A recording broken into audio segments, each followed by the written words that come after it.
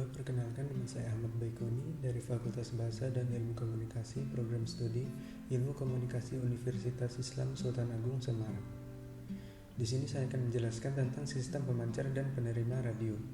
Sebelum itu, di sini saya akan menjelaskan sedikit tentang pengertian dan sejarah singkat radio. Radio adalah teknologi alat komunikasi yang digunakan untuk mengirim sinyal dengan cara modulasi dan radiasi atau gelombang elektromagnetik yang melintas dan merambat melalui udara dan juga dapat merambat melalui ruang angkasa yang hampa udara. Karena gelombang ini tidak memerlukan medium pengangkut seperti molekul udara.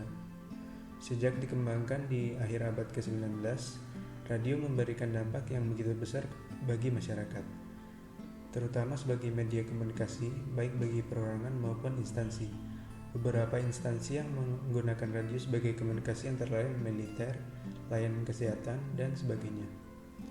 Dalam perkembangannya, sistem radio dibagi menjadi dua jenis, yakni radio analog dan radio digital. Gelombang yang digunakan untuk membawa suara menggunakan sistem FM, sementara gelombang yang membawa gambar menggunakan sistem AM. Nah, apa itu AM dan FM? Sistem modulasi amplitude atau AM, di mana sistem AM amplitude dari gelombang pembawa yang bervariasi sedangkan frekuensi tetap konstan. Namun sangat disayangkan sinyal transmisi AM mempunyai banyak kelemahan, yaitu mudah terganggu oleh sumber medan listrik magnet luar seperti dinamo, petir, lampu neon, dan sebagainya. Maka tidak cocok untuk menyalurkan informasi audio yang mempunyai kualitas yang baik. Hal ini berbeda dengan FM atau modulasi frekuensi, yang merupakan metode yang menyampaikan informasi melalui gelombang pembawa dengan memvariasikan frekuensi. Modulasi frekuensi merupakan sistem transmisi baru yang kemampuannya jauh lebih baik dari sistem AM, terutama dalam kekebalan terhadap gangguan luar dan kesanggupan menyalurkan informasi suara musik bebas dari noise. Selanjutnya, sistem radio analog. Mungkin Anda sudah tidak asing lagi dengan keberadaan radio analog. Radio jenis analog sangat booming di era 80-an hingga 90-an. Fungsinya pun beragam, mulai dari sarana komunikasi untuk perusahaan besar seperti perusahaan pertambangan, komunikasi antar masyarakat, hingga sebagai sarana hiburan. Pada dasarnya, radio analog menggunakan gelombang elektromagnetik dalam mengirimkan sinyal dan memiliki sifat variabel yang berurutan. Dalam radio analog, ada dua karakter modulasi yang paling penting, yaitu amplitude dan frekuensi. Amplitude ukuran tinggi rendahnya tegangan sinyal dari radio analog. Sementara itu, frekuensi adalah jumlah gelombang sinyal yang ada dalam satuan detik. Selain itu juga terdapat fase yang merupakan besaran sudut sinyal analog di saat-saat tertentu. Sementara itu, untuk syarat biasanya ditentukan dengan gelombang sinus yang merupakan dasar bagi semua bentuk komunikasi analog. Dengan demikian, sinyal dari radio analog memiliki jangkauan transmisi dalam jarak yang cukup jauh. Selanjutnya, sistem radio digital. Semakin berkembangnya teknologi, mau tidak mau juga membuat komunikasi radio berkembang ke ranah digital. Kehadiran sistem radio digital, khususnya di Indonesia, seolah memberikan jawaban atas padatnya penggunaan radio analog, khususnya untuk modulasi FM. Sistem radio digital dalam hal penyaluran sinyalnya dapat mengubah informasi analog menjadi angka-angka biner yang nilainya berubah-ubah sesuai besaran sinyal analog yang masuk melalui pemancar radio digital. Proses inilah yang dinamakan decoding. Di Indonesia sendiri, rentang frekuensi untuk radio analog FM adalah 350 kHz. Sementara untuk radio digital, ruang frekuensi membutuhkan lingkup yang lebih kecil yakni 60 kHz.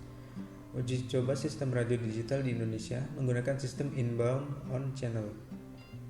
Sistem inbound on channel ini cara kerjanya adalah menggabungkan audio analog dengan audio dalam radio digital. Dalam perkembangannya, migrasi dari radio analog ke radio digital memang mengharuskan penggunanya mengganti perangkat radio analog ke perangkat radio digital. Begitu juga dengan alat penerimanya yang perlu disesuaikan dengan stasiun pemancar. Selanjutnya, kelebihan dan kekurangan. Keberadaan radio analog maupun radio digital memberikan banyak manfaat bagi masyarakat, terutama dalam hal komunikasi. Namun, keduanya memiliki kelebihan dan kekurangan masing-masing. Misalnya radio analog. Kelebihan sistem radio analog dari segi pemilihan frekuensi tidak membutuhkan jaringan internet dalam melakukan komunikasi. Sementara itu, kekurangan dari radio analog antara lain adalah terkadang dalam pengiriman suara kerap kali terhalang oleh bangunan dan bentang alam seperti perbukitan dan pegunungan. Selain itu, sistem radio analog juga sering terjadi tumpang tindih sinyal sehingga membuat komunikasi sedikit terganggu. Yang selanjutnya, radio digital.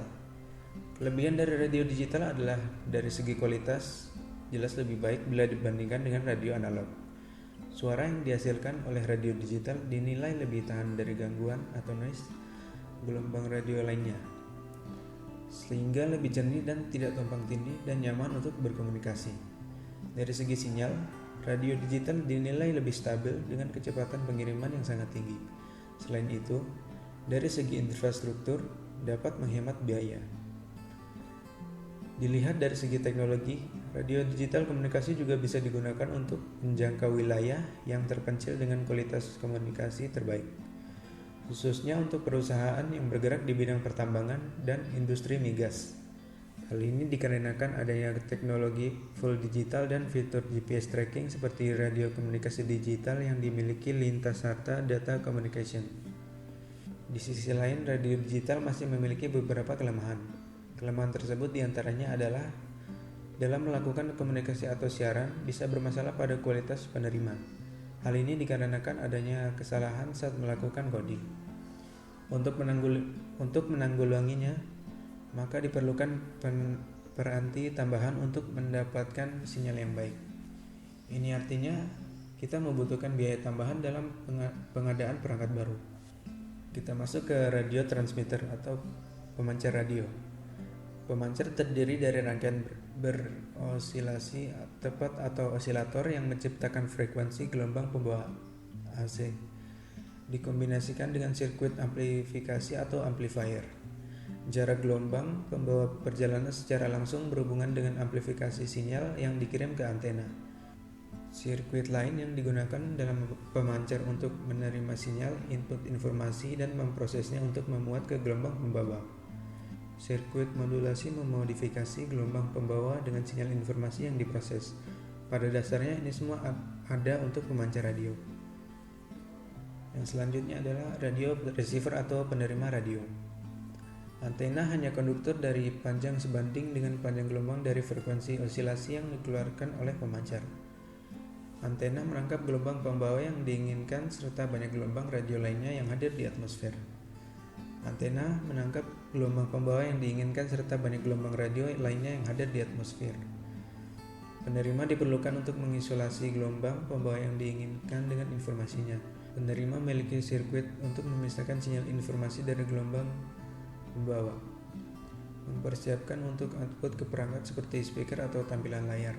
Output adalah sinyal informasi awalnya diperkenalkan ke pemancar. Sekian yang dapat saya sampaikan. Mohon maaf atas kekurangannya. Wassalamualaikum warahmatullahi wabarakatuh.